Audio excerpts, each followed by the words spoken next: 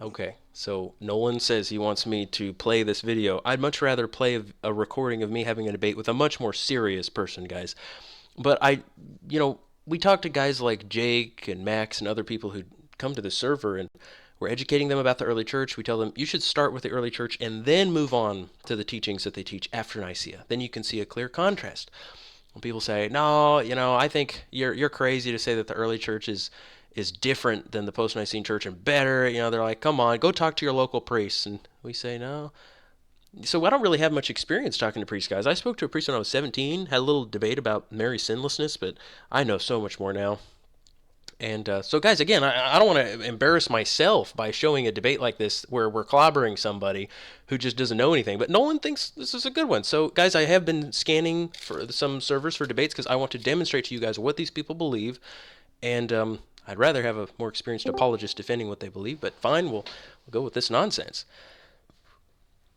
So, here it is, I guess. You just wanted to press play. So I went to a bunch of servers, guys. I joined like 12 different servers, and I was asking people if they wanted to Get debate. out there, let's go. Yeah. So it was hard to find anybody. There were some people who were willing, but they were just so giddy and silly, and I thought this is a waste of time. I'm not going to debate these people. Here, Nolan, I will wait. I know you think I'm delaying here, but look, nobody's even joined yet, so just give it a second. Anyway, guys, Nobody's. there are people who are still joining. I mean, Let him cook. anyway, guys, yeah. So this is it. We're about to watch a video of me having this short little debate. For me, it felt like it went by in 3 minutes, but apparently it's 18 minutes long. And there's a lot of cussing at the beginning because these people are just filthy. Again, that's why I'm embarrassed to even show you. I mean, are these really the best they've got? Who was the debate with? On this channel, they have some. And hopefully, there's no filthy language at this part. It was with some people that are really into debating. There's some Catholics and Orthodox that wanted to debate me together. You should have seen how it started. They're like, "Oh man, another guy who wants to debate us, a stupid Protestant." I said, "Guys, I'm not a Protestant. I want to talk to you about the early church's beliefs, and I want to talk about the church falling away after Nicaea." And they said, "Oh, please." They're like, "Please, let's not waste our time." And somebody said, "Fine, we'll give him a 30-minute slot." And so I said, "Yeah, I mean, 30 minutes is fine." And they said, "All right, this is stupid." And the other guy said, "Oh man." Yeah, and so they chose one guy who apparently they think is a good debater, and he'll just squish me. So, okay, there it is. Everybody ready? You're not sharing And one more screen. thing. Wait, how were they Yes, cursing you got to in share it? the screen. They curse at the beginning, John. They're very filthy people, like Luke was saying. They say a lot of nonsense words. But also, Luke, you also just have to give the backdrop that this guy, although he's like a punk kid, like we were saying, he's not actually. But he's not actually as experienced as he claims to be, as we find out over the course of the debate. But at the beginning, though, he claimed that he had done this sort of thing 1,000 times. So it's not like this was his first debate, at least according to him.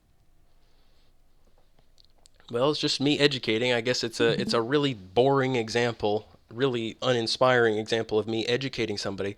But see, I don't have much debating experience, guys. I thought, man, I needed. That's why I was doing this. I said I want to get a little bit of experience and I want to build up to me talking to some people publicly. And now I realize I don't need to really practice on any little people. I need to talk to some far more knowledgeable people immediately because these people have no idea about church history. You tell them that the church fell away after Nicaea, and they're like, "Oh, that's a conspiracy theory." They don't know basic facts. So, all right, here we go. Everybody ready? I skipped a little bit. I skipped a minute because they are really filthy at the beginning with their language. Okay, everybody here? So Yeah, you dude. got this, Unc. Go debate. Okay, so the first claim was that the early church went astray after Nicaea. Was Origen part of the early church? Well, certainly. Okay. Do you believe in everything that Origen teaches? I don't disagree with anything Origin teaches. Okay. Then you're not a Christian. You're a Universalist. Bye. Origin was invoked at the Council of Nicaea. Were they aware that he was a Universalist when they invoked him as a church father at the Council of Nicaea? He had 3 separate heresies attached to him. I see. Well, Origen was called a church father at the Council of Nicaea, so were they wrong when they did that? That was Athanasius who did that. And was that an ecumenical council?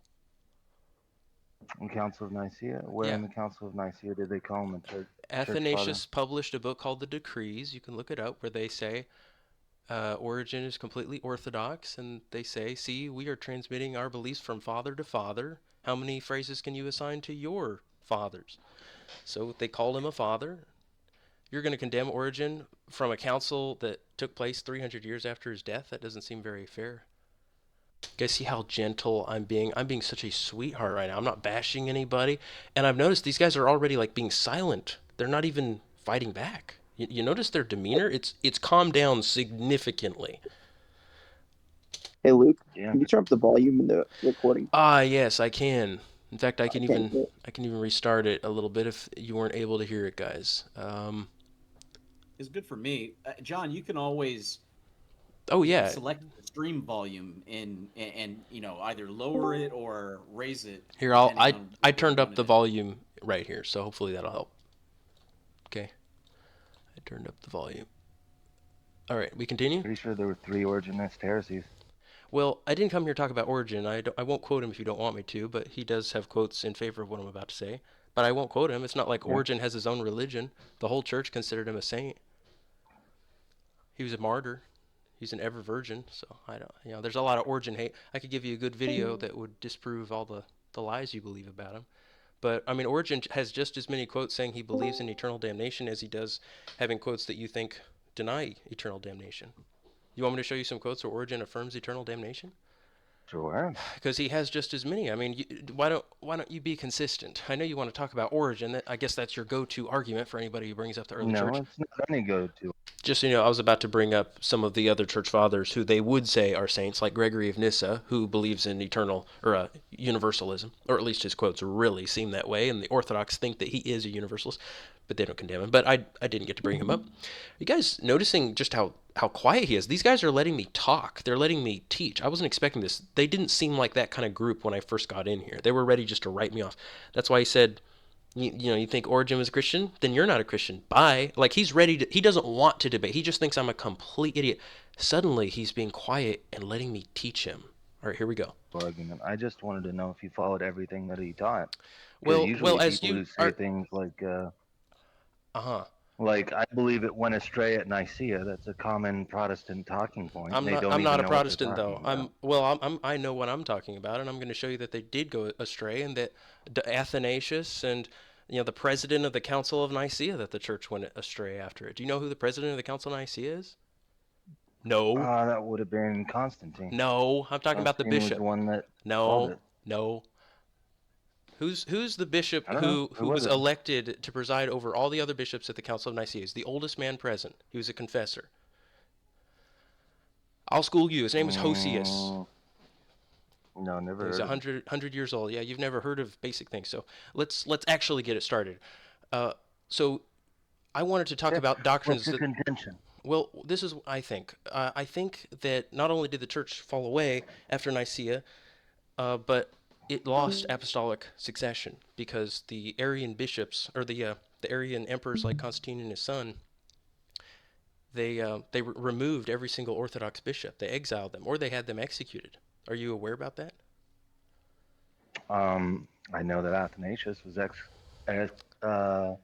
exiled 4 times by 5 different emperors. Yeah, yeah. So you know that. You know how bad it was. But it wasn't just him, it was all of the bishops. Every single bishop was exiled if they held to the Nicene Creed. Do you know how many decades that lasted where every single Nicene bishop was exiled and replaced with an Arian bishop? No, I don't. It lasted over 40 years. So, and Okay. Athanasius himself says there are no more bishops left who believe the truth. Hilary of Poitiers, a doctor in the Catholic Church and revered by you guys as one of the true defenders of the Trinity, says the same thing. Now, I guess I have to say this just to get it out of the way because you think I'm crazy to say something so basic as the church fell away after Nicaea, even though all of them say that. Jerome, you can look up this quote, it's very famous. He says, the world groaned to find itself Arian. The whole world groaned to find itself Arian. He's not exaggerating. Every single bishop was saying that Jesus is not divine, that he's not literally God's son, and that he is just a title. All bishops. Mhm. The only ones who were still holding to the truth, the only famous ones that anybody knew about were Hilary and Athanasius. And all the other ones caved. So you should look that up. You should spend some time, read Athanasius' book, History of the Arian Controversy. Read that. Read all of Hillary's book where he talks about the fact that he doesn't know of any Nicene bishop, any bishop who holds to the Nicene Creed anywhere within his radius, anywhere within many hundreds of miles who holds to the Nicene Creed. And of course, he got exiled. So yeah, Okay, it wasn't yeah, he until did it multiple wasn't times. until what you've what? Yeah, he did multiple times. He did what? He's exiled. Yeah. Whoa. See, he is an expert, guys. He just said Hillary was exiled. He knows that. Whoa. What happened? This guy came in here saying he's just going to mash somebody who dares say that the whole church fell away after Nicaea. And now he's like, yeah, I know Hillary was exiled. Yeah. Isn't this just something else? This is why I think it's kind of an embarrassing debate. Like, who am I even talking to? Give me somebody who actually knows some church history or actually wants to defend this, because he doesn't want to defend this anymore. He's done. He's completely finished defending his view at this point.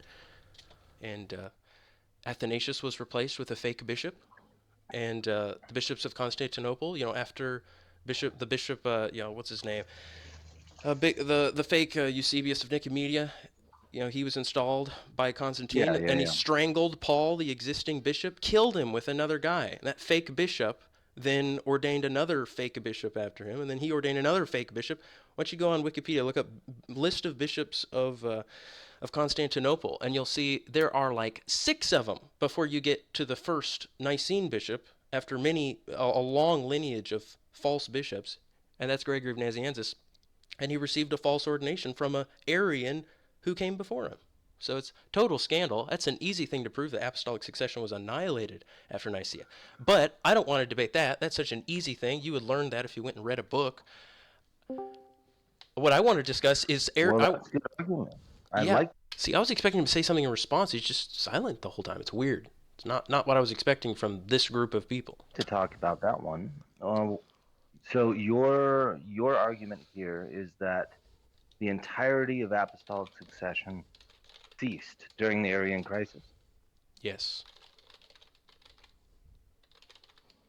Absolutely. Okay. Yeah. How do you define how it works? Well, how does apostolic succession work? Yeah. Define it. Apostolic succession consists of 2 things: bishops handing down the doctrine of the apostles to their successors and laying hands on them to ordain them as bishops and have authority over their jurisdiction. That's apostolic succession. And both of those things have been lost in both the Catholic and Orthodox Church. The men who have laid hands on them come from a succession of Arians who were not in the church, while the true bishops of their jurisdictions were exiled. And then the doctrines that they hold are also heretical in many respects. Okay, so I guess the question here would be, if we're not going to go into the nitty-gritty details, and we could, but it might be hard to do so. It'd be hard to prove something like that. Nah, it'd be easy. I could do it right now. Okay. Here's I'm not really interested. Oh, you're not interested. Wow, I'm shocked you're not interested in that. You were really confident when you came in here. Here, let me read a quote from Hillary. He says he's talking to Constantius. If you'd let me me continue. Oh, sure. I want to hear you. Yeah. Thanks. Okay. What I would like to know now is, you made a presumption on there that a heretical bishop that has some form of heresy. Some form of heresy? Eusebius of Nicomedia was condemned by the entire Council of Nicaea, guys. Before he was even bishop of Constantinople. He wasn't bishop at the time. He was condemned by the entire Council of Nicaea and excommunicated, and Emperor Constantine exiled him. The whole church. That doesn't happen very often, guys. You get like over 300 bishops to get together and say, yeah, that guy's a complete heretic. He is the one person who stayed with Arius when Arius was excommunicated. That's how bad he was. So this guy, let's hear what he just said again. So he says, your position is that if somebody holds just some form of heresy, then they're not a real bishop. Is that what I'm saying? No, it's slightly more extreme than that. It would be a man who is excommunicated by the entire church and then who goes and strangles the existing bishop of Constantinople, and then at the decree of Constantius gets to replace that man he just murdered while he is still an excommunicated heretic. He's excommunicated by all the real bishops in the world, And while all the real bishops are being exiled and being replaced with Arian bishops, Eusebius of Nicomedia, now again, that's not our Eusebius, guys. That's not the historian Eusebius. It's a different one. This wicked guy commits murder and takes that patriarchate. Just so you guys understand, let's hear it one more time what he said. He says, you think that somebody with some form of heresy cannot, before a council is convened. Before a council is convened?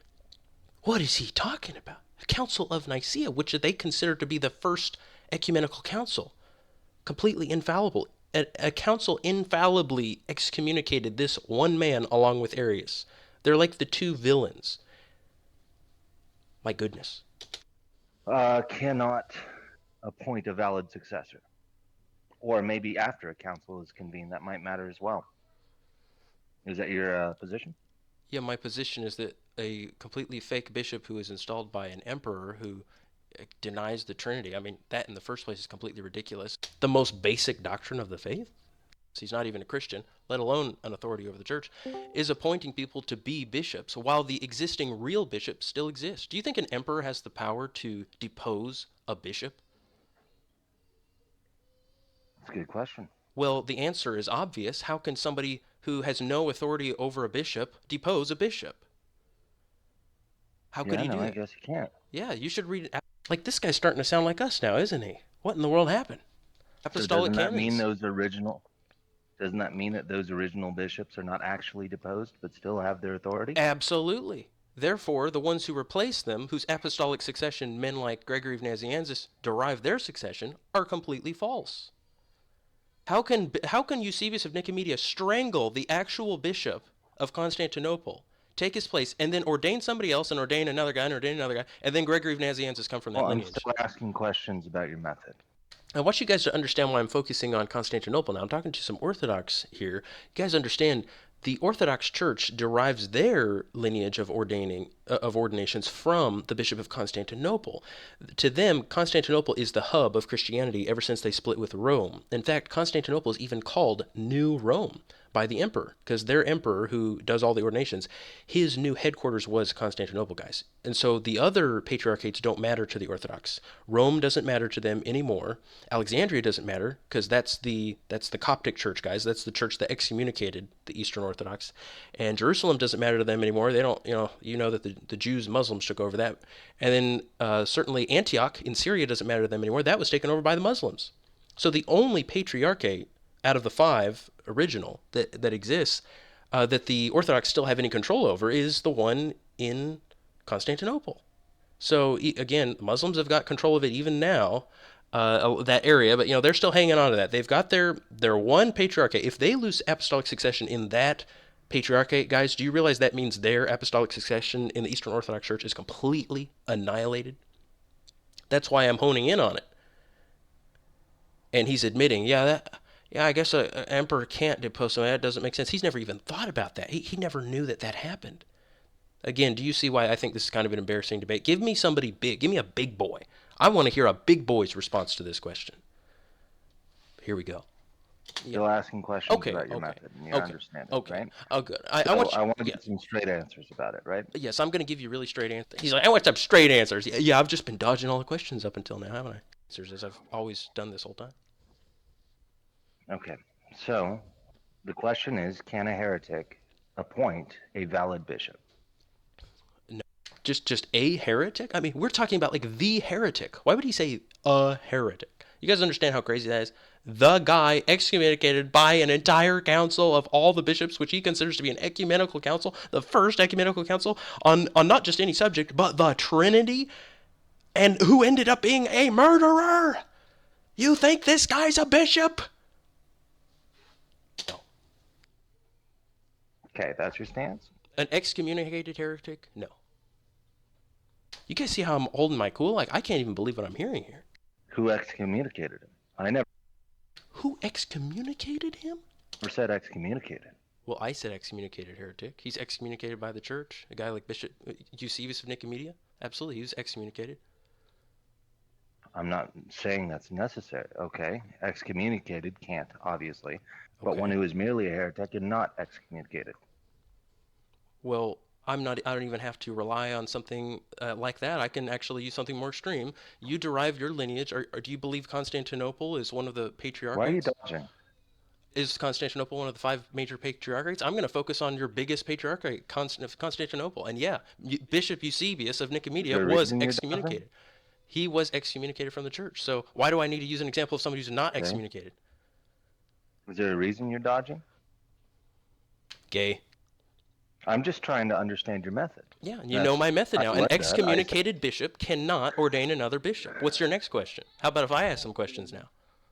I did give you my next question. What's your Can a next one? non-excommunicated bishop that is merely a heretic, can he pass on apostolic succession validly? Well, there's your definition of heresy and there's mine. Your definition of heresy is when you're formally excommunicated, because you believe somebody can hold a false doctrine. I'm asking you a simple yes or no question.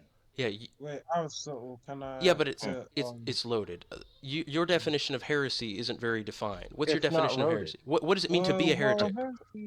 heresy, the condition of a heretic is if you fall under the specific anathemas declared at any council or local synods the church will accept. This can be either pan-orthodoxy. Oh, did anybody understand any of that?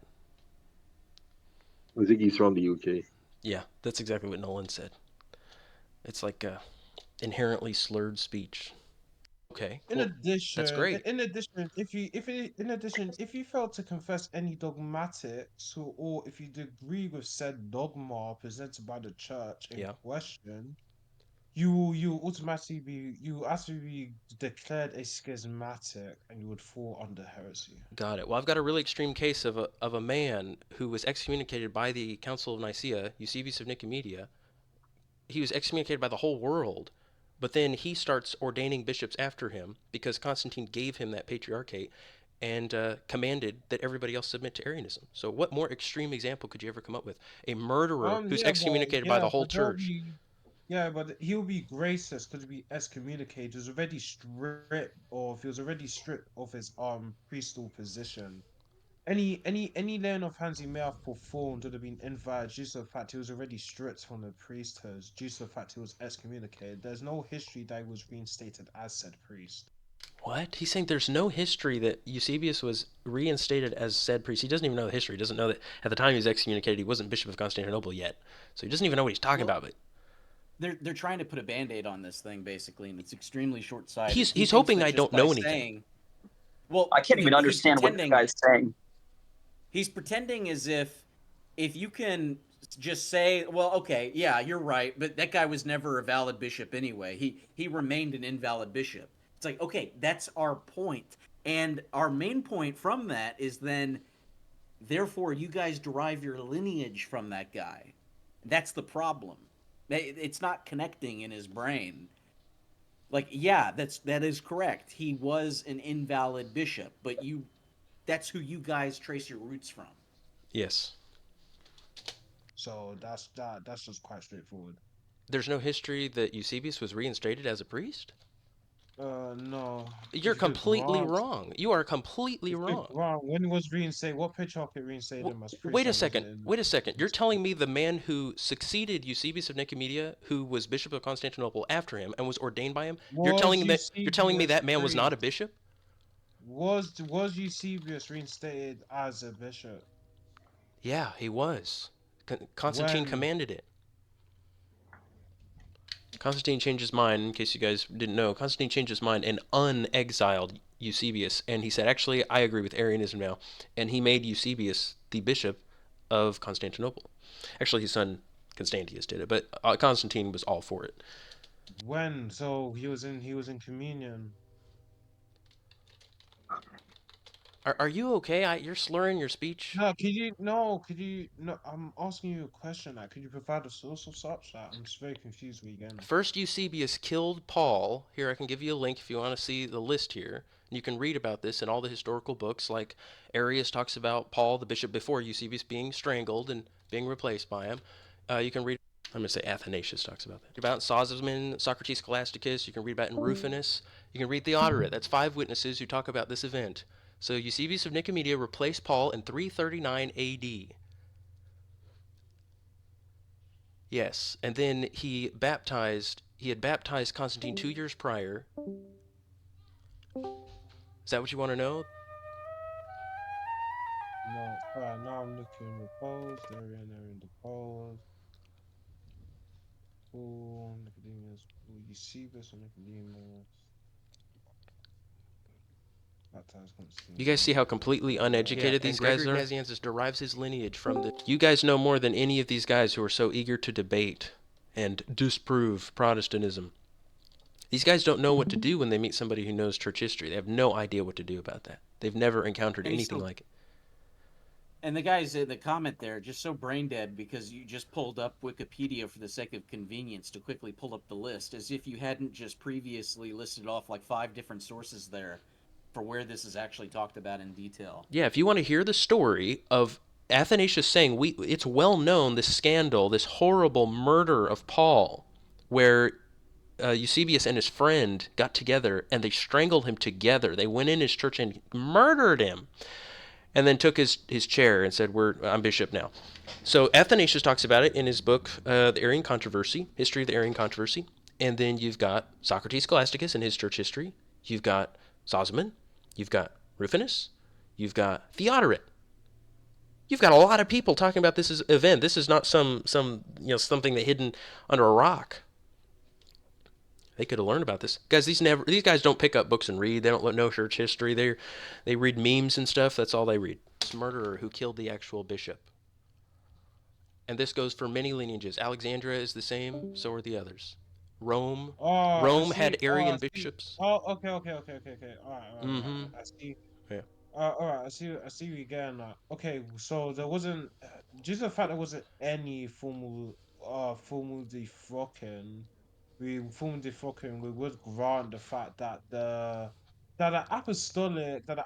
By the way, guys, whenever you look at these lineages, if you look at like Alexandria or Rome, and you see the same name popping up over multiple years, like back and forth, that's talking about the little power struggle that was going on, where the church would say, no, that guy is not the bishop.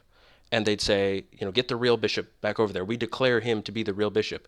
And then the emperor would say, no, I'm going to forcibly remove that guy and put the fake bishop in there. The real bishop who was ordained, get him out of here. And that did happen with Paul a couple times before Eusebius strangled him and just said, we're going to get you out of the way. So Eusebius did get tired of it, and he just killed Paul at some point. You can read about that in any of the sources I was just mentioning. The form was done correctly, but if there were heretics there. What are you talking about, sir? What can you state the point here? What are you talking about? You're saying something about formal defrocking. Don't you think it's a problem that the Bishop of Constantinople was strangled and murdered by this guy? How could this guy be the Bishop of Constantinople? Yeah, we don't recognize him as a saint, I believe. We don't recognize him as a saint, he says. Oh, well, there we go, guys. Well, case closed, everyone. They don't recognize him as a saint. Oh, okay, well, I guess he was the bishop. I guess apostolic succession is still intact, and everything looks good. All right, nothing to see here, guys. Is that clear? Everybody understand? What? Who am I dealing with? Nolan, I can't believe you made me play this video. How about some serious people, okay? Come on. I don't care. How could he be Bishop of Constantinople if he's a murderer, an Arian appointed by an Arian emperor? All right, so first of all, you have to count the fact that these guys had power. These guys had power that it would have been probably dangerous. I can't even understand you. Why don't you give me somebody real? Give me somebody real. This is a joke. Could you let me finish? No, give me somebody real. You're a joke. Who's a real person, guys? I'm serious. I want to have a debate. No, because you're not a joke. Because you're not letting me finish. Secondly, we've got histories of times, especially when people during the Arian crisis that were getting murdered. You can't defect Arians because they had power. So guess what they had to do with the priests at the time that did repent? They had to receive them by confession of faith. It doesn't strip them from the fact that the correct form of ordination was correctly done. Otherwise, you disagree with church history and the many times you had to deal with heretics and receive them again. So before you raise your voice and don't even know basic history of how to receive someone, maybe it would actually allow me to finish my point. It seems the fact that you've been very disingenuous to my position and ready to talk over me. I want to have to make myself very clear. You guys feel the pain? I have to raise my voice. So do not dare to speak or make any insertion of any insult towards me. If you don't even know basic jurisdictional properties and the fact that how we receive heretics. Oh my goodness, I'm talking to 3-year-olds. Basic history. literally basic history. Like seriously, like don't give me Do this All not right. Jehovah's dare. Well, Witness. farewell then. Like calling You me are that brain Jay. dead. And so concludes our recording. I'm sorry for subjecting all of you to that. Luke, do not dare. Do not dare contradict me. Do not dare interrupt me. I apologize, guys. Actually, it's not a real apology. Guys, I am sorry for subjecting all of you to that. And Nolan, you need to apologize too. I have no regrets. Yeah, I have no regrets. It's good. Luke, Raheem loved it. Raheem enjoyed that absolute dumpster fire. Yeah, when you're starving, even a little food, it's, it's good. Well, guys, Exactly. You hear that, Luke? you're Raheem has starving. been I'm starving sorry, this whole Raheem. time. Well, you know what, guys? You're entitled to hear me talk to these people. If Nolan and I are going to come along and claim, hey, we've studied church history and it looks like the church fell away, we should have. It's not too unreasonable to say, well, can you discuss that with somebody who is really knowledgeable about this subject, who can debate with you? The problem is, where are the knowledgeable people to do it with? Guys, we'll do that. We'll have a public debate with somebody who's an expert, but not just some punk 15-year-old kid who comes on here. That's really a waste of time. Luke, you should have just tried teaching them. Maybe you shouldn't have even debated. Maybe you should have said, like, well, you guys clearly don't know a lot. I'll teach you guys the truth in the Well, I didn't leave the debate. server. I can attempt it, but guys, you got to understand when these people are baptized in these churches, when they're in here and they're wanting to debate with people and they're all overconfident and they're in charge of these servers, they're moderators and stuff. Really unlikely that you're going to get somebody to change. They could message me at any time. They could say, wow, Luke, it appears you know church history and I'm utterly ignorant. Would you please help me understand it? He could do that. Exactly. It's not too much for me That's to. the way that it should be. Luke, Did you've anybody DM you've me? done more than enough to advertise what you know there. They can message you. They should be going to you. You're the one supplying the goods. You don't have to be tracking people down. I don't think so, John. I think that they should go to him. They should reach out after Well, did that display. anybody DM them? What? Did anybody end up DMing him after the debate? Well, we'll see. I only just ended it a few minutes ago.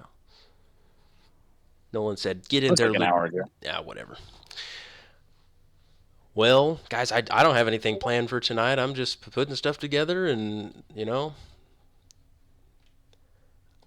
I'm just collecting the old quotes.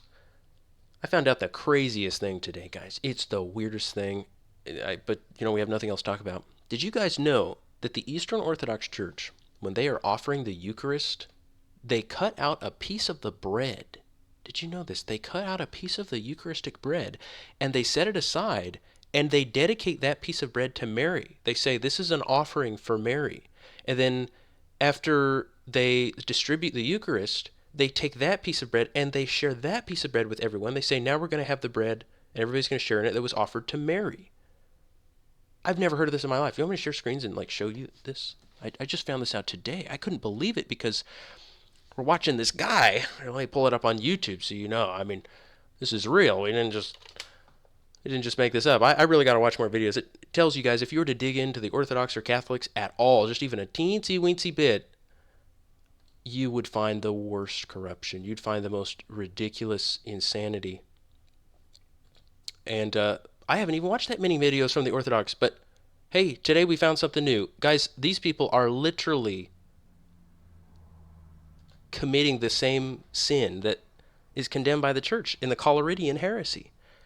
You know what the Collyridians are? Remember that video we made about Mary, about this heretical sect that offers a loaf of bread to Mary? Let me look it up. I'm not prepared, but whatever, we're going to do it. I got to look up Epiphanius, Panarian, PDF, and we're going to read it.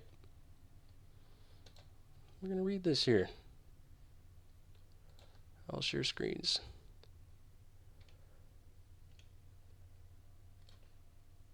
And they call themselves Collyridians because that word Collyridian means bread loaf. So they're the bread loaf people. They offer a loaf of bread. Let's see here. It's the second to the last heresy. Epiphanius says it's a very recent heresy that just appeared in his time, late 300s.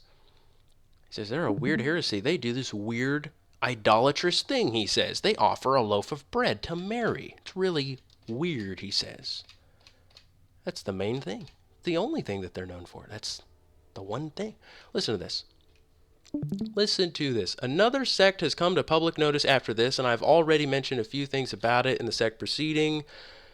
He says this. All right, he says, listen to this. For certain women, decorate a barber's chair or a square seat, spread a cloth on it, set out bread, and offer it in Mary's name on a certain day of the year. And all partake of the bread, as I partially discussed in the same letter. Okay, listen to this. Yeah, I mean, certainly we'll, you use both in preaching, but in this case, yes, yeah, we'll use it specifically for this bread, yep. Mm-hmm. Okay. So this is what a typical seal will look like. Different churches will have slightly different versions of this, but this is typically what we use. In the middle, you have ICXE, which is the first and last letters of the name Jesus Christ in Greek. And you'll see it if you look up in this icon of the Virgin Mary, the one we talked about before, more spacious in the heavens, you see in blue above Christ's shoulders ICXE. So most of the cases of Christ, an icon has this ICXE. Okay. And then below you have NIKA. And believe it or not, you're familiar with this because there's a certain sporting company that has used this as their name, Nike. Victory. And the reason is because it means victorious or triumphant. So Jesus Christ victorious or triumphant. And this square is actually what's cut out and consecrated as the body of Christ. Okay? There's a little triangle here, which is to commemorate the Virgin Mary, and then we have 9 little triangles to commemorate various ranks of angels and saints. Then, let me grab the pattern, I'll show you what that looks like. So this is the pattern, and after we cut out the lamb, the body, it'll be placed here, the piece of the Virgin Mary here, the 9 rings. Did you hear what he just said? Out the lamb, the body, it'll be placed here, the piece of the Virgin Mary here. The piece for the Virgin Mary here. So I'm watching this with Christian today. We're all gathered because it's Sunday, and we're getting together with the boys, and we hear that, and we're going, what did he just say? The piece for the Virgin Mary. There's no way he just said that. They're cutting out a piece of it and dedicating it to Mary? What? So what do? We go on Google. We've never heard this before. Do Eastern Orthodox does Orthodox Church cut out? Let's see here. Cut off a piece of Eucharistic bread and offer it to Mary. All right. Let's see here. Maybe Google will give me my AI result. We love those AI results. He will then proceed to cut pieces for the ever Virgin Mary. Oh, and for Saint Basil. That's nice. Hey, maybe here I chat GPT'd it too, and they gave me the same answer here. Listen to this. I said, does the Orthodox Church cut out a piece of bread of the Eucharist and leave it for Mary? They said, yes. In the Eastern Orthodox Church, a special portion of bread is offered in honor of the Theotokos during the Divine Liturgy. They say, but, the practice is part of the proscomedia, which is the preparation of the bread and wine before the main liturgical service begins. So it's before it's consecrated as the Eucharist. It's just the Eucharist bread that they cut it off, and then they say, this is Mary's bread. We are making this offering to her. So they say, first the priest cuts out a central portion of the prosphora, the leavened bread, called the lamb, which will be consecrated to become the body of Christ. And then there's number 2, the portion for the Theotokos. After removing the lamb, the priest cuts out a triangular piece from a separate prosphora and places it in the side of the lamb on the diskos. This piece, that just means the plate, this piece is in honor of the Theotokos and represents her unique role in salvation. You can look it up, and they really do this. They really cut out a piece.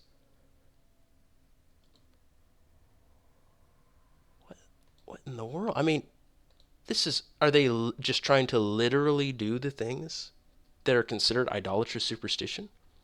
In the late 300s, they're saying this crazy sect emerged. Certain women set out bread and offer it in Mary's name on a certain day of the year, and all partake of the bread.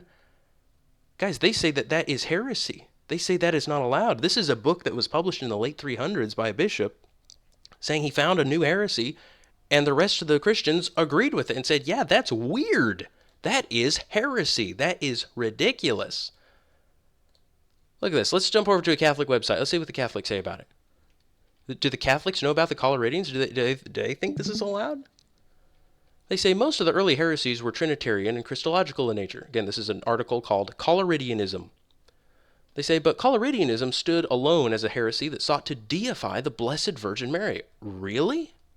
Really? That's what the Collyridians were known for? They're deifying Mary? Little is known about the movement's theology. Not even the names of the group's leaders are mentioned. This sect's excessive Mary devotion developed into the idolatry of Mary worship. Okay, this aberration grew out of the church's rightful veneration of Mary as ever virgin, mother of God, and powerful heavenly intercessor, but crossed the line of orthodoxy when certain Christians began to worship Mary as divine. Okay, so whatever the Collyridians are doing, that means they think she's divine. Is that right? Details about the What did he Collyridians. mean? Yeah? What does he mean by heavenly intercessor? Like, Oh, well, I mean, that's a basic teaching of the Catholics and the Orthodox for him.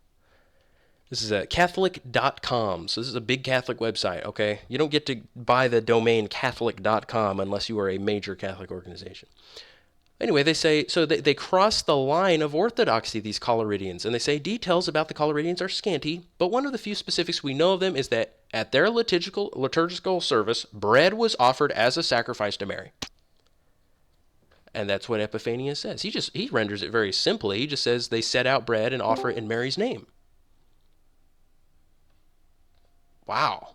Incredible. Is it like these people, these heretics, are trying to do every single thing that was ever condemned in history, in church history, just so you can know for sure they are absolutely satanic and from the pit of hell? That's what it seems like. Let's see, did the Orthodox have a problem with this? Here, I found an article. Let's see here. Did the Orthodox have a problem with this? Do the Orthodox think the Collyridians are bad guys? Here's a website talking about it. They say, but we can say with the words of St. Epiphanius of Cyprus, there is an equal harm in both of these heresies, both when men demean the Virgin and when, on the contrary, they glorify her beyond what is proper. This Holy Father accuses those who give her an almost divine worship. And Epiphanius says, let Mary be in honor, but let worship be given to the Lord. Although Mary is a chosen vessel, she was still a woman by nature, not to be distinguished at all from others. Why would they quote this?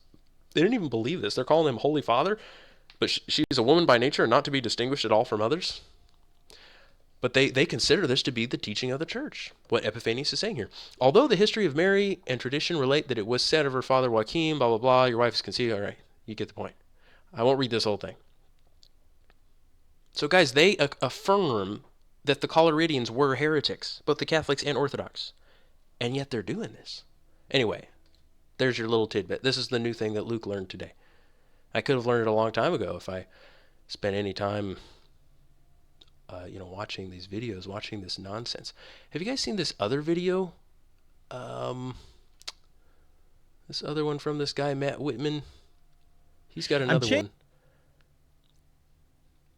One of these. This one is absolutely fascinating. You all need to watch this video. You guys want to waste time and watch this video right now? It's 25 minutes long. Want to react to this? Nolan, this has some of the most insane nonsense I've ever seen in my life, but it's just standard orthodoxy. I'll never stop being shocked, and you guys need to never stop being shocked at this evil. Okay, fine, we're watching it. I'm going to turn up the speed. I'm putting it on 125 just so we can get through it. Yeah, Matt, this is the 10-minute Bible Hour. I'm in Denver, Colorado. We get it. He's going to go meet the guy. I'm Matt. Nice to meet you. I work here. Is it weird if I wear the hat in here? Is that all right? It's empty. If it was full, we would whack it off your head. Okay, that's good. I'm glad there are boundaries. Would you mind just showing me around the place and how it works? Most of the Orthodox churches are domed. The ancient churches usually are domed. The first churches that were Okay, Luke, given can to you the church. pause? Yeah. I mean, right at the gate. I know they've right got at the wrong head beginning. covering. Well, not even that. It's just like we're going to really enforce this on the guys, but the women, who freaking cares? So true. The Orthodox are stricter, if we could ever use such a word without laughing. They do encourage it. They encourage it without requiring it. You want to see them encouraging it without requiring it? Here, modesty, history, veils, and head coverings. This is what they say. Our parish encourages the traditional use of head coverings for women, but neither enforces nor demands it. Oh, that's nice. And who do you guys think they quote all throughout this article when they're saying, you need to wear the veil, wear the veil? who do you think they start with? Remember that guy? I was telling him, we should wear head coverings, and I started with the earliest quotes we can get. I'm like, okay, Shepherd of Hermas, Irenaeus, Tertullian. He goes, Tertullian? He's like, Tertullian? How dare you? Well, who do you think is the first person he quotes? Tertullian. That's the first quotation in this guy's list. This is written by, the Archbishop so-and-so, Bishop Alexei of the Diocese of Alaska. So, Big Boy starts with Tertullian. He says, early Christian writers viewed the veil or head covering as a spiritual armor protecting women, not only from the gaze of men, but also as a defense against scandal, suspicion, and envy. He's the first person quoted. Okay, we'll be here all day. Let's keep watching this insanity, Noel. Church, where actually gymnasiums, and that's where the basilica comes from. The dome basically has Christ in the middle, who, for us is God. So God watches over everything. Everybody can see him. If you're on that side, on this side, you see each other. And the dome has always been the Christian symbol. But you know who stole that, right? The government. All the governments have domes now because they want to watch over you and collect all your taxes and automatically like you. So when you come into the church here, the front is it's still part of the dome, but usually what we call By the way, the Orthodox and Catholics do still collect donations. Okay. And in there is an icon of the Virgin Mary presenting the Christ child. So architecturally, there's kind of a message where God is up here, we're down here, and then the incarnation is right in the middle.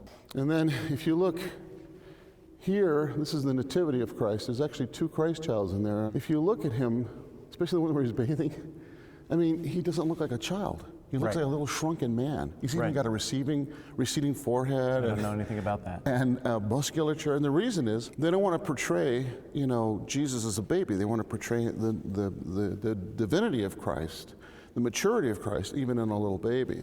So the Byzantine iconography, That's just not true. Stuff like that. They only do this. They do it for one reason, guys. They're doing this because they want to have Mary. And how do you justify it? Like, you can't have Mary but not Jesus. Like, all right, we'll have Mary and then baby Jesus. But Mary is. Well, that's also just not true. That's true of every icon. Even children that are depicted that are not Jesus are depicted that way because people didn't know how to draw when they were doing those things. They didn't understand anatomy. They draw all sorts of things weird. All right, we'll keep going. Are long.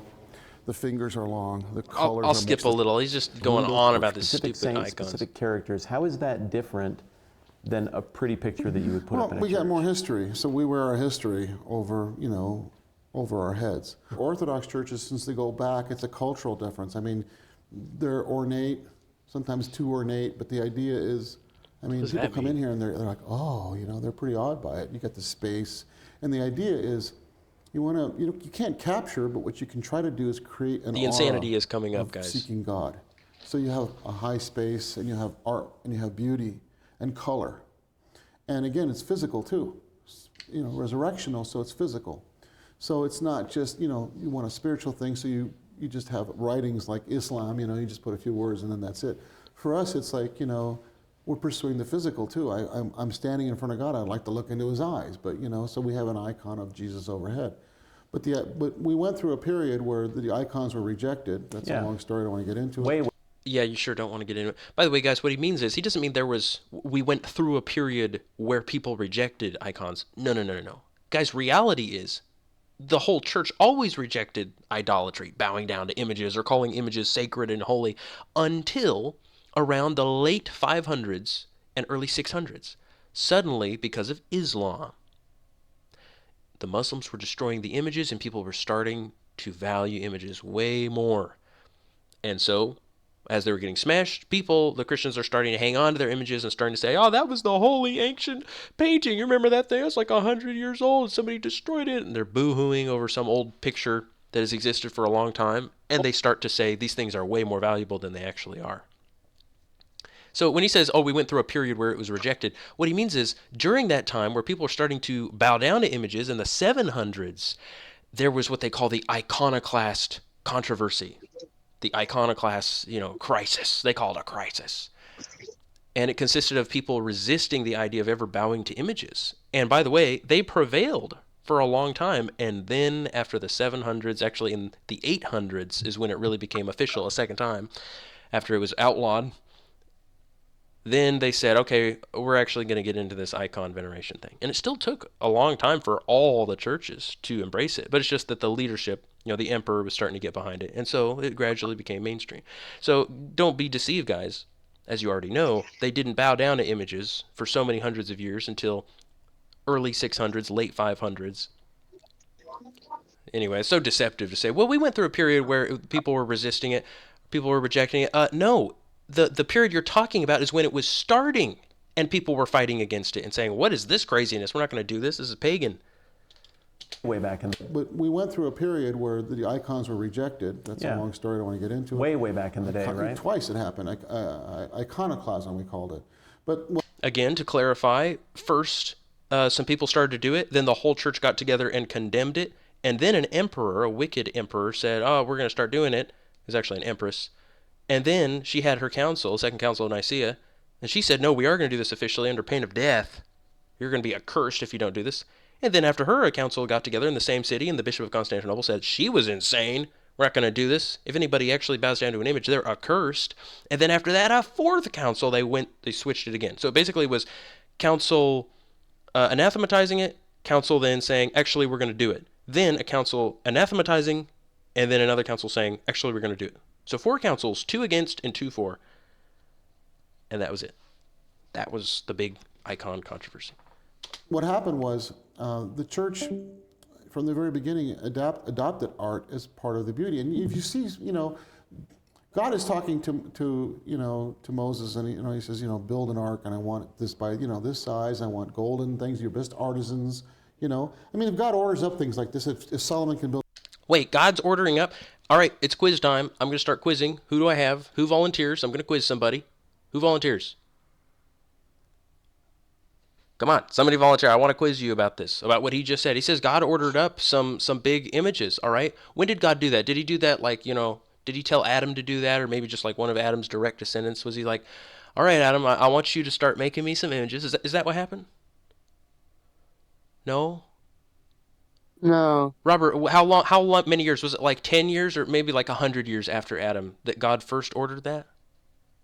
Never. It was like 1,000 years after Adam? God just says, I want everybody bowing to images? No. But he's talking about like the Ark of the Covenant. He told him to do that. The Ark How of the long? Covenant. Yeah, how long after Adam was the Ark of the Covenant? Do you know how many years? Was it 2,000 years? It was like 2,000 something years. 4,000 years, Robert. Over 4,000 years of Earth's history of righteous men and women passed by before God ever commanded them to make this holy object.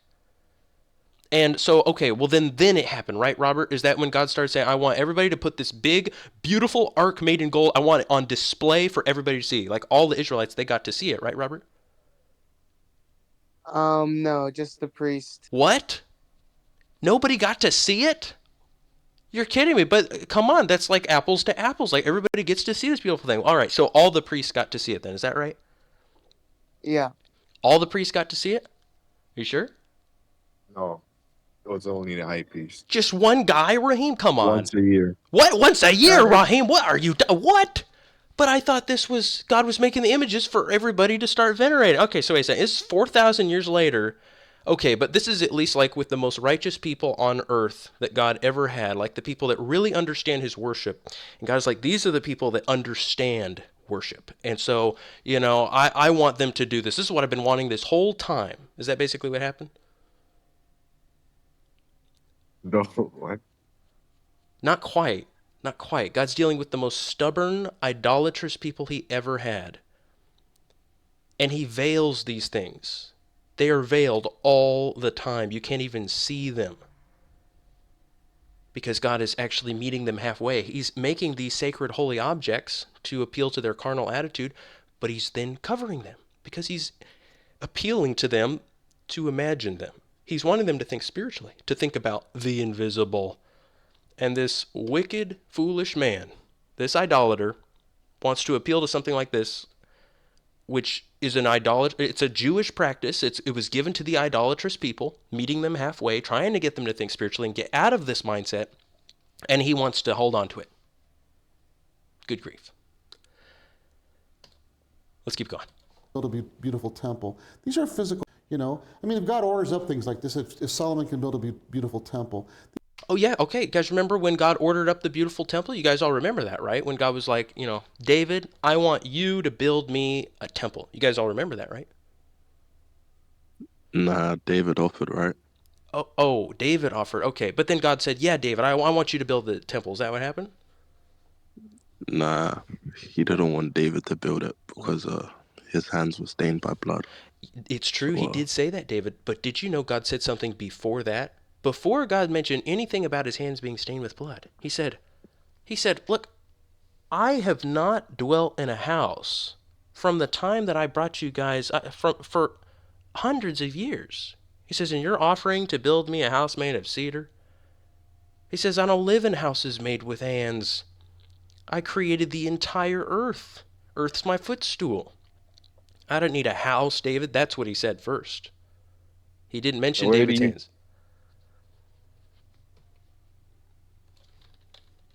All right. Here, let me read it to you.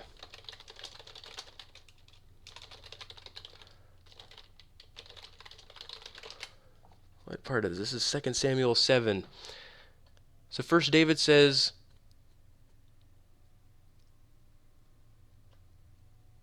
he said, now I live in a house of cedar, and the ark of the Lord dwells in the midst of a tent. And Nathan said to the king, go and do all that is in your heart, for the Lord is with you. So David, he's pretty confident to go do this thing. Because Nathan says, it sounds like a pretty good idea. And it came to pass in that night that the word of the Lord came to Nathan, saying, go and say to my servant David, thus says the Lord, you shall not build me a house for me to dwell in. For I have not dwelt in a house from the day that I brought up the children of Israel out of Egypt to this day. But I have been walking in a lodge and in a tent, wheresoever I went with all Israel. Have I ever spoken to any of the tribes of Israel, which I commanded to tend my people Israel, saying, why have ye not built me a house of cedar? That's God's response. And then he goes on, as you guys all know. God says, I don't need a temple. I've never wanted a temple. I've been trying to get you guys to understand your body is a temple. I want to live in there.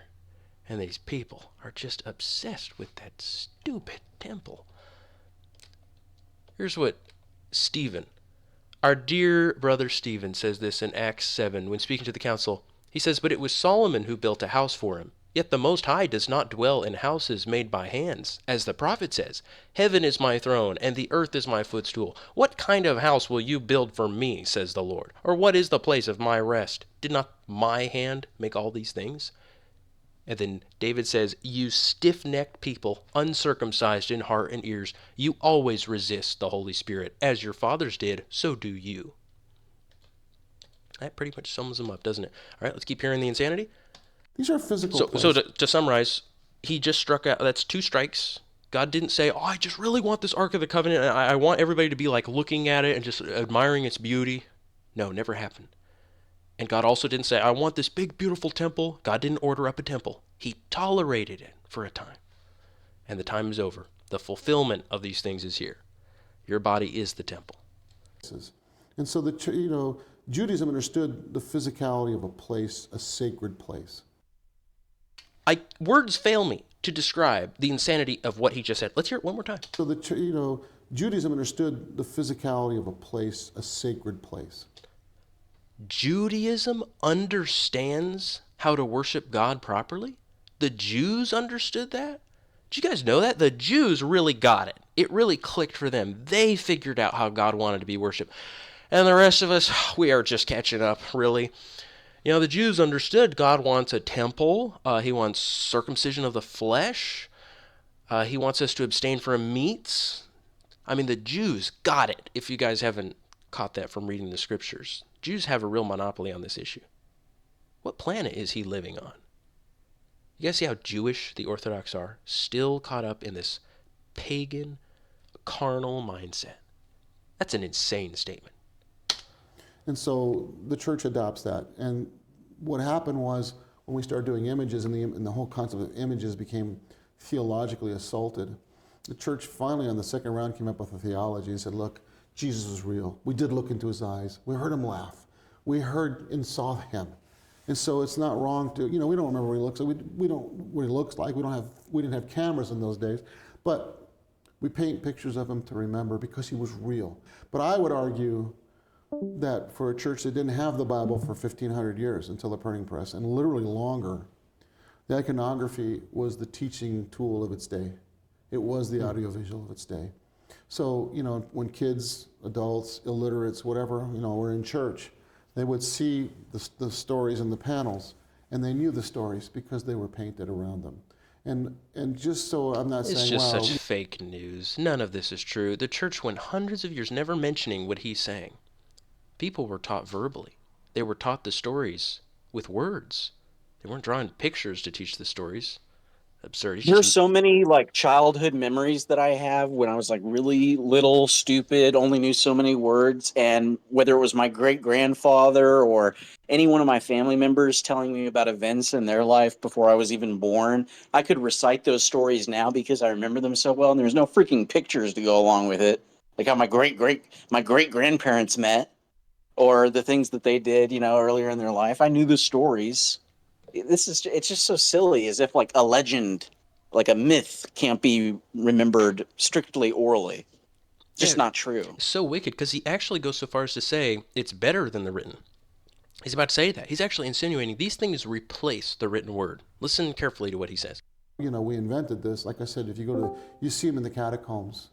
I mean, they were there from very early. Yep. And Christians had no problem with that. I mean, Christians adopted things. What you're looking at is basically 2,000 years of it going a certain way. Like I said, it's very stylized. It's a very narrow form of art, but it's a very unique form of art. And it's partly where we've been in view of the resurrection and in view that we're all God's children. There's no separation between the living and the dead. We call the church, that's the people that have died, the church triumphant, or we're the church militant. You hear what he just said? We call the church, that's the people that have died, the church triumphant. We call the church, the people that have died, the church triumphant.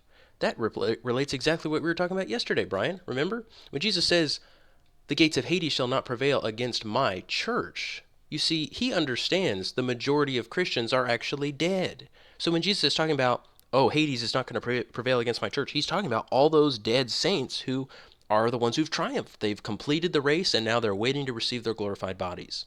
You see how it perfectly applies? Why that is so consistent even with what they teach? That when Jesus is talking about my church, he's not talking about just the living Christians. He's primarily talking about the dead ones, because that's where the majority of Christians are, in Hades. And that's a church that the gates of Hades won't prevail against the dead ones. You got it. All right, we keep going. Well, we're the church militant. We're still fighting the good fight.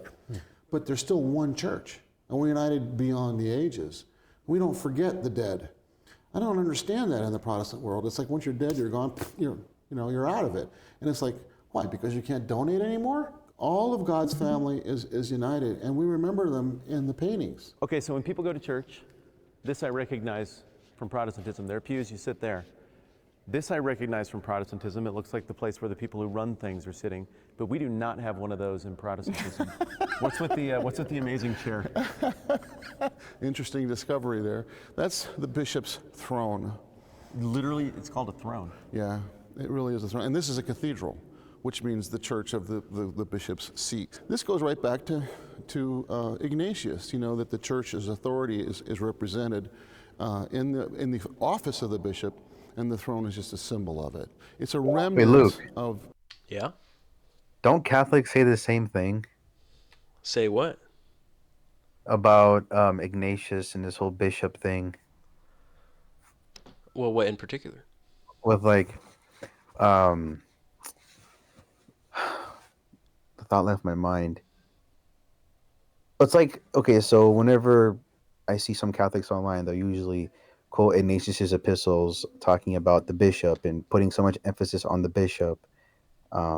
Like where the bishop is, there is Jesus Christ, or I forgot exactly what it says. But at least when I was just hearing this, for some reason, I just thought about how it seems like both the Catholics and the Orthodox make the same claims about bishops, about them having a bishop's throne, but they're very different in what they believe. So like, it's like you really have to choose between one or the other. It's like 50-50, like you were mentioning yesterday about which church, because they both make the same claims, but they're vastly different. Yeah, they say it so flatly. It's just, yeah, you guys need to go with that apostolic church and the apostolic succession. The bishops are in charge. And like, oh, wow, okay. And okay, who's the bishop of the city? You say, well, you got this war going on between Catholics and Orthodox in our city. And then you got a lot of Orthodox who are at war with each other. And go ahead, and I got a little dice for you. Just roll this thing and go with whichever one you feel like. Wow, and they're all excommunicating each other? Yeah, they're all excommunicating each other. And if you choose the wrong one, you're going to hell for eternity. Anyway, here's the dice. You ready? Outrageous. And in a lot of cities, there are large areas where there actually are no Orthodox churches. Did you guys know there's not any Orthodox church within, I said it yesterday, 2 hours of me? That's a long distance, especially if I didn't have a car. I've never met an Orthodox person in real life, or a Catholic. I don't know if there's even a church where I live. Yeah. All right, we keep going. Listen to this part, guys. This is one of the most fascinating parts of the video. This is short, tiny little, very ambiguous, mysterious sentence. Listen to this. In the office of the bishop, and the throne is just a symbol of it. It's a remnant of the Roman structure. What? What is he talking about? It's mysterious. He's going to come back to that in just a little bit. I didn't understand it. It's impossible to understand what he's referring to until you hear what he says a little bit after that. He says, this is a remnant of the Roman structure. Okay. And then this is not where the leaders are. We're actually back in there. This is where people come up for the sacraments. All the sacraments are done here, and it's elevated a little bit. We're raising our game, Okay. and So working all the with sacraments God. for you guys would be Eucharist? Marriage, baptism, Eucharist. Okay. Confession we usually do face-to-face, so we don't have little places that we go. So this space, it's obviously set apart. Only 2 sacraments, guys, baptism and communion. Sometimes the early church fathers make a comparison to the breasts on a woman that she nourishes with 2 things. And they also make allusions to the fact that Christ shows the 2 sacraments of the church when blood and water came out of his side. It took 1,100 years for the Catholics and Orthodox to start being really serious about there being more than 2 sacraments. They would suggest it over the centuries. Augustine suggests a lot of sacraments, but he doesn't suggest theirs. They love to cite Augustine, guys, because he says that marriage is a sacrament. Augustine's just being real flowery with his language. He's like, oh, this is such a holy thing God invented, marriage. You know what the Catholics and Orthodox are not going to mention to you? Well, because they'll quote that as proof that, oh, this is a fairly early view, 400s, saying that marriage is a sacrament and that only a priest can perform it. It can't be just performed between a man and a woman, as a contract. It has to be done by a priest. That's how they get control of you guys.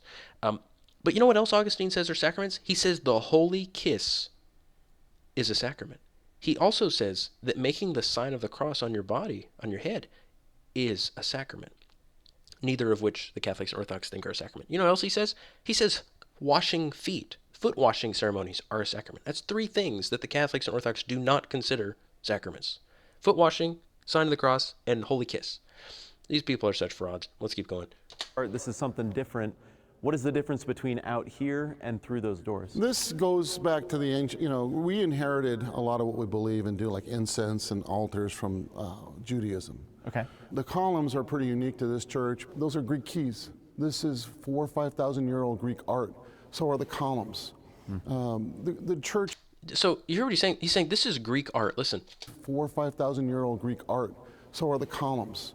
Whoa. The church adapted the Greek. I went to What? Alaska and they had Greek Orthodox totem poles. The church always adapts. What? Do you guys know what a totem pole is? This is like a Native American idol statue. Has a bunch of idols on it. You guys ever seen a totem pole? He says, I went to Alaska. I get to go to different places and I just see Christians assimilating and adapting the practices of the pagans in those areas.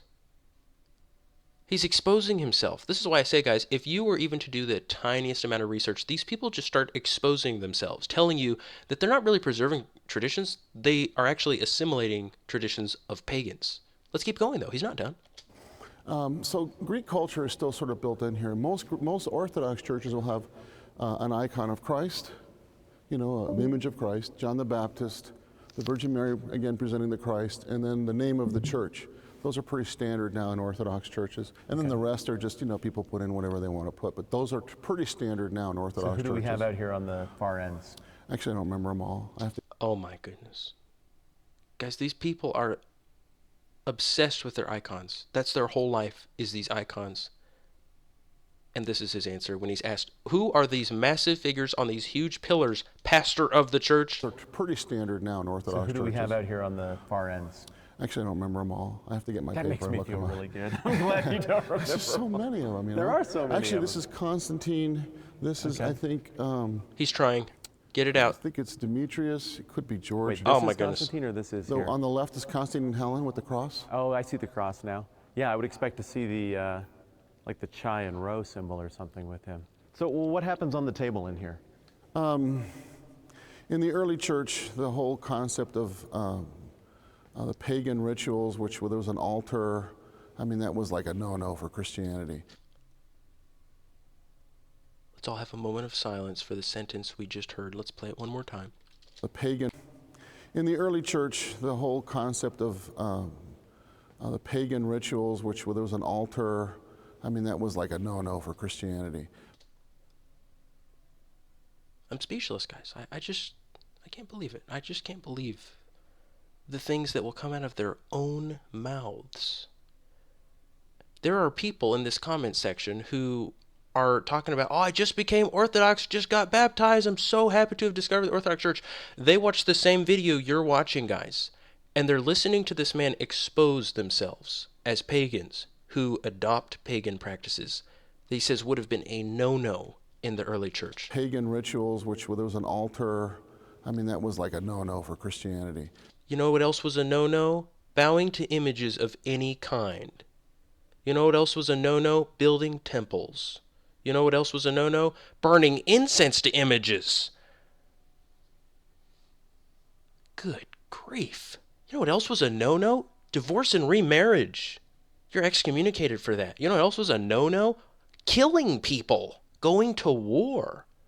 You know what else was a no-no? Saying anyone was sinless besides Christ. You know what else was a no-no? Denying that God created the world. Saying evolution did it. It's condemned by the church. So many of these Orthodox believe that. My goodness. What is your reaction? Somebody give me a reaction. Are you guys speechless too? Yeah, I was pretty shocked when you said they were offering bread to Mary. I was like, wow, that's pretty crazy. He knows that the early church would condemn them. He knows that. And he's using baby language and laughing. He thinks this is so funny when he talks about the early church, that if they saw what he was doing in these Orthodox churches, that it would be a no-no. He says, no. It would be an excommunication. It would be condemnation. It would be anathema, accursed. That's what they would say to these Orthodox. But eventually, as paganism faded, the church, like everything else, assimilated and adopted that. So they sometimes still call it the table of oblation. And what did he just say? Oh, you want to keep hearing this? Here we go. But eventually, as paganism faded, the church, like everything else, assimilated and adopted that. So I can't tell. Is he saying as they invaded the church? Is that the word he's using? Paganism Luke, faded. that's insane. I noticed that right away. Brian, what do you make of this? I feel like I should just retire at this point. Do we need to keep going on about this? What we do, guys, we're going to have to keep collecting it. What we need is mountains of evidence to get these people to wake up. Because just telling them, hey, this doctrine is complete heresy, it's not enough for them. Unfortunately, though, if you were to tell them how many heresies these people are guilty of, they just say, that's crazy. There's no way our church could be guilty of like 100 heresies. It's not possible. God wouldn't let that happen. How could they be so ignorant of that? So you have two types of Orthodox priest. You have an Orthodox priest who is aware of it, like this guy, and he just continues on his merry way, deluding himself, telling himself that, well, the ecumenical councils can override the early church, and I'm okay with the knowledge that they all would have excommunicated us for what we're doing. And then there are those priests who are truly ignorant. They just don't even know it. They're completely clueless. However you cut it, guys, there's no excuse. Anybody who goes online and watches these videos can hear these people exposing themselves in these huge videos with tons of views. And this is crazy because they like their whole claim is that they haven't changed since the beginning, and Right? they'll even criticize Roman Catholics for changing stuff later on, and we're like, oh, we're more ancient. We kept from the beginning, but yet they're doing the same thing that Roman Catholics do. Like that Yes. recently that South American idol that the Pope brought into the Vatican or whatever. They're doing the same thing, the totem pole thing, and assimilating pagan practices. Yeah. It's crazy. After 2,000 years, so much has changed. And they're like, how could it change? Well, with 2,000 years, friend, don't you understand? That's a lot of time. Satan can do a lot in that time. You have to give Satan a little bit more credit than you're giving him. It's actually amazing they held out as long as they did. That's the truth. Actually, this guy, this priest of Satan, goes on to say that the Catholics are horrible for developing their doctrines. He's about to say that with zero self-awareness. The church, like everything else, assimilated and adopted that. So they sometimes they still call it the table of oblation, but the sacrifice is not a bloody sacrifice, although we do the body and blood of Christ, so it is blood, but it's really bread and wine, and we know that. But by God, he says, this is my body, and so we believe that. Okay. We don't use like transubstantiation or words like that. We don't try to limit it. We don't know exactly how it works. But it's cool. Yeah. Okay. Our church is very focused on mystery. Everything in here is mystical. So what we do is we prepare everything up there, bring it out and serve it. So there's, the clergy work from here, pass through, and this would be like technically like what the Judaism would call the Holy of Holies. Okay. We're doing the Holy of Holies. They got a temple, guys. They've got the Holy of Holies. Whoa. I'm telling you guys, they're just Jews. That's all these people are. Do you guys... Someone said that. I think Aaron said that. Why is bro so obsessed with Judaism?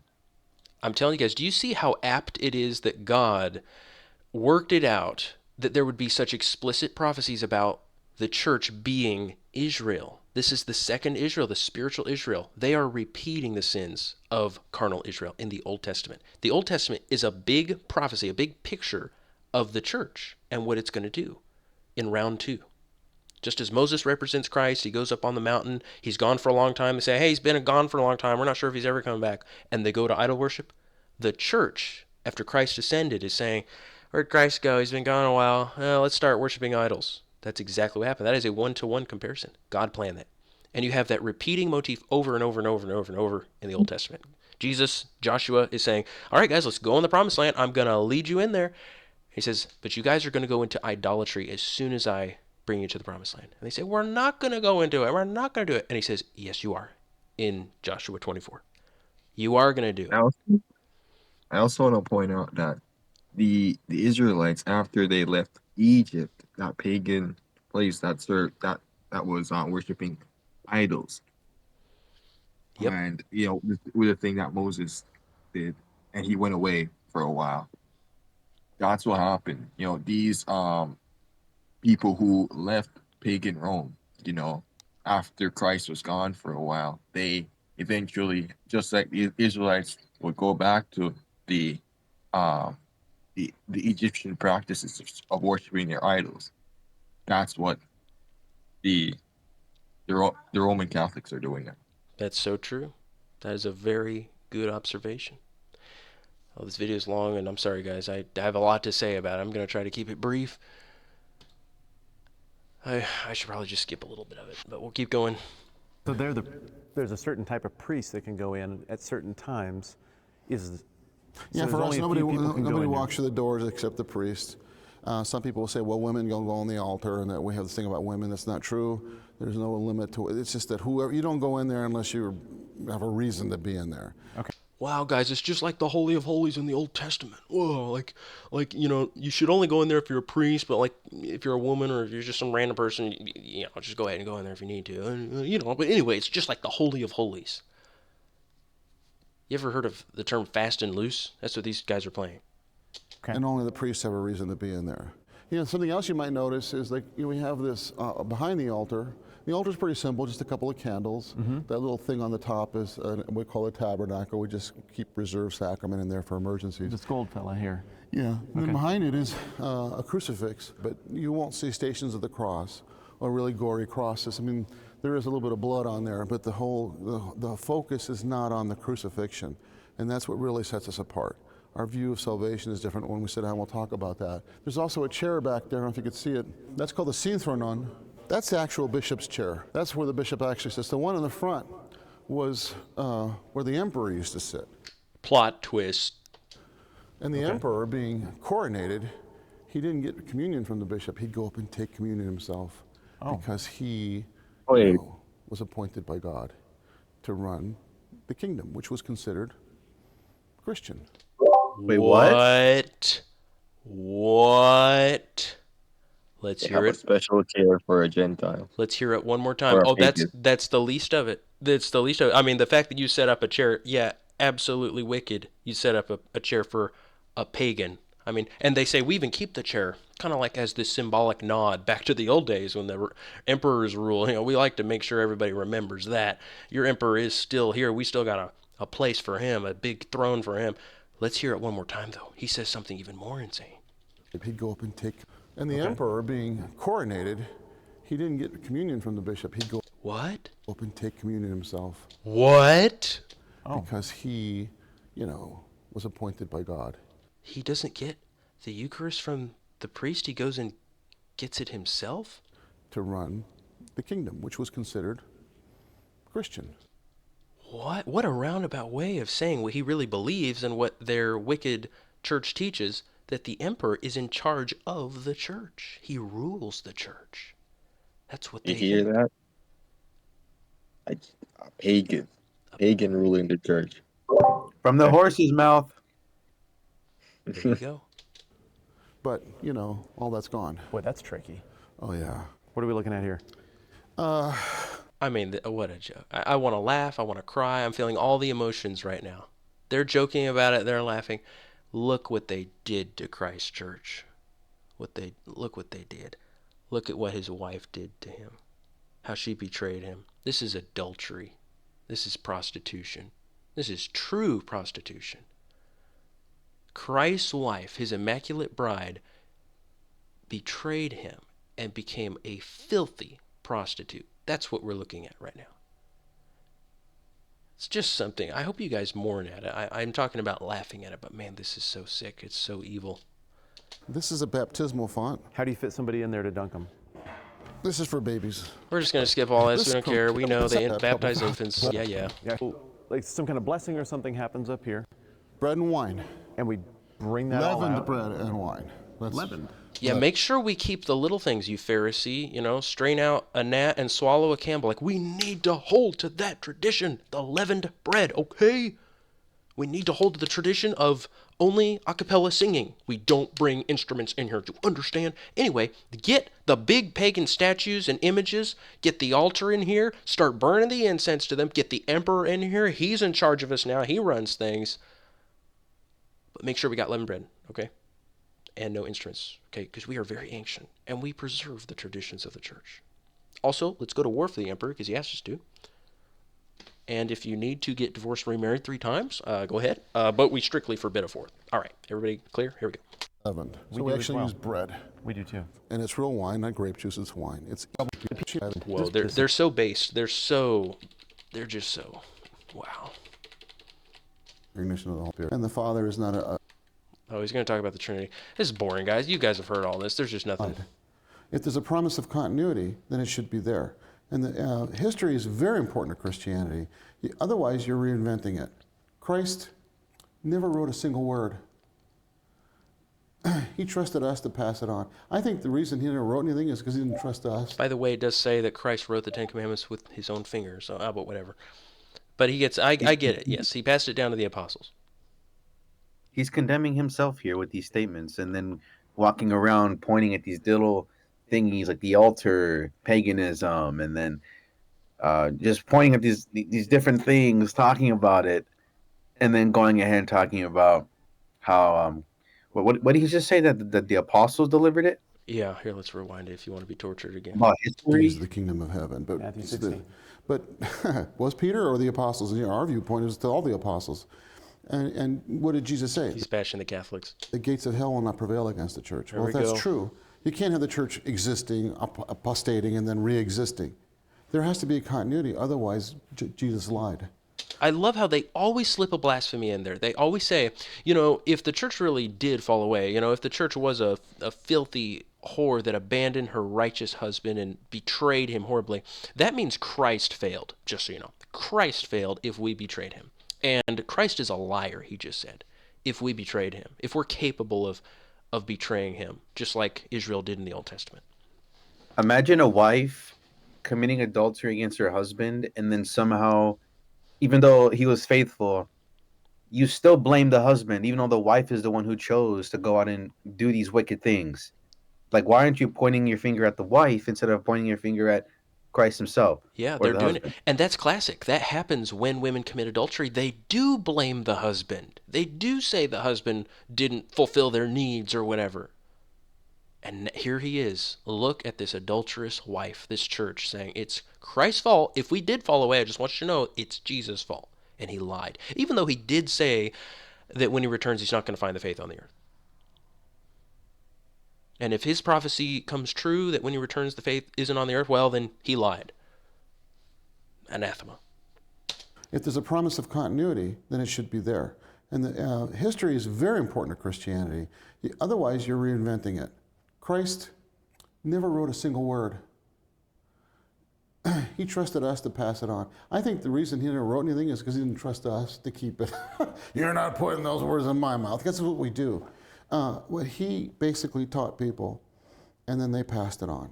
And so people say that, well, this is where I get in trouble a lot. This, people is, the scripture is the source. No, it's not. It's the events that are the source. The people who lived it. Scripture didn't get written until, after, literally almost 100 years later. And we didn't have printing presses until Gutenberg, which was a contemporary of Martin Luther. So for 3/4 of the church life till the 1500s, we didn't have Bibles. We didn't have Bibles. And in our church, we didn't have them until the 1800s because we were enslaved. So how did the church get by without Bibles? The history of it's important. That's why the iconography in the dome is relevant. That's the audiovisual of the ancient world. That's how they taught things. This is their false narrative. Oh, they taught things through pictures. See, we would say, oh, no, they taught through oral tradition. And by the way, they did have access to a lot of the writings. That's why you hear the church fathers talk about, like you read apostolic constitutions. They say, hey, you should go read the Bible at home. They say that. So, people had scriptures at home. But anyway, he is pushing this false narrative. Pay close attention. He's going to say, oh, the church always did it primarily through pictures. Not even just pictures assisting, but just we've always had these icons, which is such a lie. That's the audiovisual of the ancient world. That's how they taught things. If there's no history and no continuity, then the Holy Spirit's got problems. And the Holy Spirit doesn't have problems. We're the ones with problems. Our interpretations are the ones with problems. And argument with Protestantism is like, what I said earlier, if you got it on tape, I don't know, but you got a pope and you don't like it. So your response is to make everybody a pope. Everybody believes whatever they want to believe. And that doesn't work either. If the Holy Spirit's speaking and saying, well, here's the truth, and tells everybody a different truth, that's not working. So what's the Orthodox response? Where does theology come from in the Orthodox Church? If you look at the councils. By the way, what he just said, the Holy Spirit's not working if everybody gets their own truth. Well, I guess the Orthodox Church is in major trouble, as is obvious from the case, that they are divided into like 10 different sects that all contradict each other and say the others are anathema. You've got your Eastern. Then you've got your Eastern fighting with the Russian Church. The Russian Church excommunicating Constantinople, the Eastern Church. You've got the Orientals. You've got the Assyrian. You've got Rokor, which excommunicated the Russian Church, and then recently they got back together. By the way, the only reason they got back together was because the Russian Orthodox Church was in trouble, and they're saying, okay, we need the support of these people. They said, we were excommunicating you and saying you're anathema, but we're actually just going to reverse that decision. They just completely reversed it. They didn't say anything happened. They didn't say they were wrong previously. They just said, you're not anathema anymore. Never mind. And then you've got the Russians excommunicating the Ukrainians, and then, of course, you've got the true Orthodox Church, and they've got another one that sounds like true Orthodox Church, but you got all these different sects, all excommunicating each other, fighting. And he says, if it's divided, that's a problem. That's not working. Everybody believes whatever they want to believe. And that doesn't work either. If the Holy Spirit's speaking and saying, well, here's the truth, and tells everybody a different truth, that's not working. So what's the Orthodox response? Where does theology come from in the Orthodox Church? If you look at the councils, like the first council and the Nicene Council. It's like everybody got together and forged out as best they could. In other words, you hammered it out. You see his answer? Where does theology come from? Where does the church's doctrine come from? He says, Council of Nicaea. Councils are where doctrine comes from. These people really don't believe that the bishops themselves, when they unanimously teach something, are delivering the doctrines of the church. They don't believe that.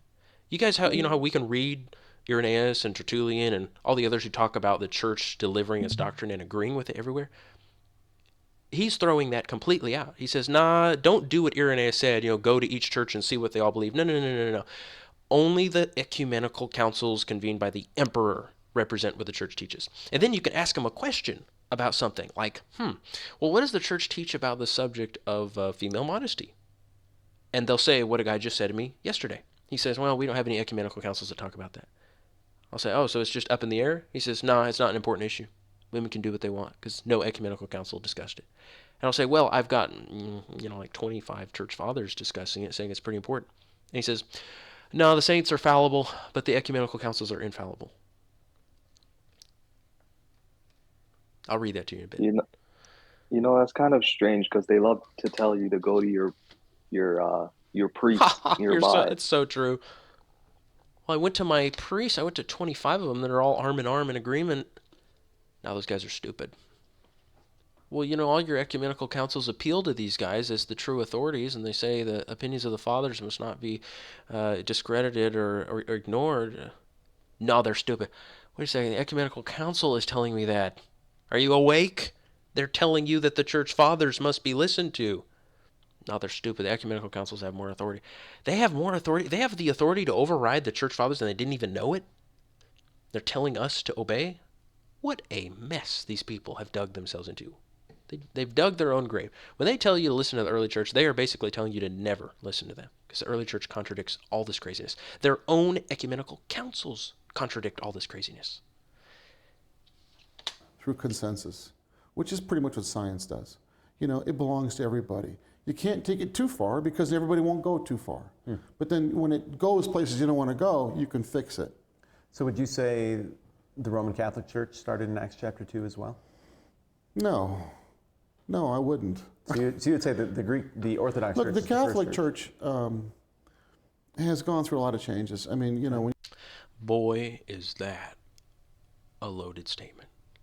The Catholic Church has gone through a lot of statements after he tells us that he sees Orthodox churches with totem poles, and that if the early church saw their ridiculous church, the whole church building, if he's honest, then they would say that is a big no-no. That's the direct quote. Big no-no. Look, the Catholic Church has gone through a lot of changes. I mean, when a pope can speak ex cathedra, and he tried to force himself over the whole church, it's basically a resurgence of the Roman Empire. Wait a second. You guys claim that the Roman Empire rules over us. You say the Roman Emperor rules over the church and convenes ecumenical councils and can choose who the bishops are and depose anybody he doesn't like. That's the Roman Empire. Clueless. And by the way, he thinks the ecumenical councils can speak ex cathedra, meaning they have all the authority and are infallible. How's that any different from a pope? Because you want to point out that the popes contradict each other. Well, what about when your ecumenical councils contradict each other? Which is one of the chief complaints that the reformers had against the Catholic Church. They said, you always appeal to these councils, but the councils contradict each other. And it's well known. They have a history and a continuity, and I think we recognize that. Orthodoxy recognizes that. But we don't consider them heretics as, well, actually we do. I think we... Is there any consistency in what this guy says? We don't consider the Catholics heretics. Well, actually we do. Wait, are you okay? Did you take your meds today? Do you know whether you consider them heretics? How could he even begin to say that statement if he had it resolved in his mind? He basically is just making it up as he goes. We consider them more schismatics because we're trying to work it out. We got 1,000-year... In other words, let me translate that. We have always considered them heretics. We've always anathematized them for 1,000 years and said all their sacraments are false and that if you're in the Catholic Church, you're accursed, you're anathematized. He says, yeah, but because we're trying to work it out recently, because our denominations have gotten so lax and they don't want to fight anymore, well, it's not such a big deal. Yeah, but originally it was a big deal. It's just pathetic. How can anybody watch this and just? I'm sick of it, guys. I don't even think if I can finish this video. How long we've been going? It's 10:30. I think I'm going to bed. 1 hour and 34 minutes. You guys can watch the rest of this insanity. I'll give you the link. I'm going to bed. I'm serious. I'm going to try to be productive tonight. I I have a question like before you leave. Um, the how did they have scriptures back then? Like you mentioned the quote from Apostolic Constitutions. I remember what you're talking about and referring to, but how did that work? Well, people would make copies. They'd copy it. If anybody got a letter from Paul in the churches, they'd copy it and they'd give it to the other churches. Paul even told them to do that. And of course, when the Gospels were published, people would hand copy them. It'd be very time consuming, but they did it. Oh, so like individual people could just go and copy it Yes, there if wasn't they had the any. money. Yeah, there was no law or something controlling those manuscripts. If they're a Christian, of course. Well, I know Tertullian once, when he's defending the church against the pagan attack, saying that, these Christians, they have secret weird practices. Tertullian says something very interesting. He says, go read the scriptures yourselves. He says they're available to the public to read. It's an interesting statement. Maybe someone could find that. You think it was like they would have just had them as like individual like books, like letters, like they would have like the first letter to the Corinthians from Paul, and that would be its own like text. And some people would have copies, so like they would have copies of some, but not others. Like that was my understanding that it would be hard to get copies of this, but people can have these copies. But they didn't have it all in like one like in one Bible. Like they didn't have it all contained in one book yet. Right. It was a bunch of books, not necessarily bound together. I think it was hard to bind them all together. It's funny. This is a kind of a side note, but this the kind of the Protestant argument of like really elevating the Bible, like the Scripture alone thing, and really kind of them needing to have a Bible, and then it becomes circular reasoning because who created the Bible, who compiled the Bible, right? Mm-hmm. But I've this is the big thing with I've talked with some like Marcionites, like modern, online, and they follow Marcion. They, it's very just in opposition to Jews, but their big thing is that, oh, we have the first Bible, right? They have, because Marcion compiled his version of the New Testament, and so that's like their claim that, oh, we get to be the true Christians because we have the earliest Bible, which is, it's very much using a Protestant type of argument, but they don't have succession, which is their problem. But I don't know. I just find that a lot of the things they say are very Protestant as well. But that's a bit of an aside. No, But that's a huge point. I mean, that's the same conclusion we came to, Adriano, that they are truly Protestants in the true yeah, sense of the word. So would that mean then that back then it would be, because I remember Tertullian saying in one of his I think is in his apology that the pagans didn't know the Christian practices, like their sacraments, what they believed. Like they didn't know like you know the dogma and but they had the writings. So would that mean that Tertullian is basically um defeating Protestantism right there, basically showing that you need a teacher to interpret the scriptures. Uh, um, if you get what I'm saying. Yes, I do. I'm sorry, I was a little distracted reading some comments. Were you asking me something, Raheem? I remember a quote from Tertullian where he says, the pagans do not know the practices of the Christians because, all the rumors that were going around about the Christians doing this. And Tertullian is saying, where did you get that from? Because it's definitely from the Christians, because they don't share their secrets. They don't share that basically the teachings that they hold, what they do. So, but but you're saying that the pagans, they had access to the writings. So would that be Tertullian effectively refuting Protestants, the Protestants, be- because even though they had the scriptures, they didn't understand it because they needed someone to guide them and to teach them what the scriptures meant Yes, they considered and what are the small amount of information in the scriptures about like the Eucharist to make it still fairly hidden and secret. And today people think that they can read the New Testament and have a perfect in-depth understanding of the sacraments. But that's just not true. You can have a basic understanding, and if you're very wise, you can read the scriptures and you can dig and find all the hidden gold that's hidden in the scriptures if you can connect all those passages together that talk about the Eucharist and other deep things. But you're right. Those things are mostly hidden if you just read them at face value in the New Testament. and that's why would it be right to say that's why the scriptures were written in that way, where you have to have a spiritual mindset and you have to know what you're looking for to even understand it, because these things are very hard to understand. Jesus spoke in parables a lot, and even Paul's letters, we know that they're hard to understand. Yes, so true.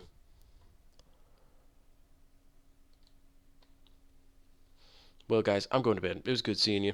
I didn't have anything planned. I'm just going to be productive tonight, and we'll have some more important calls, and we'll focus on specific subjects soon.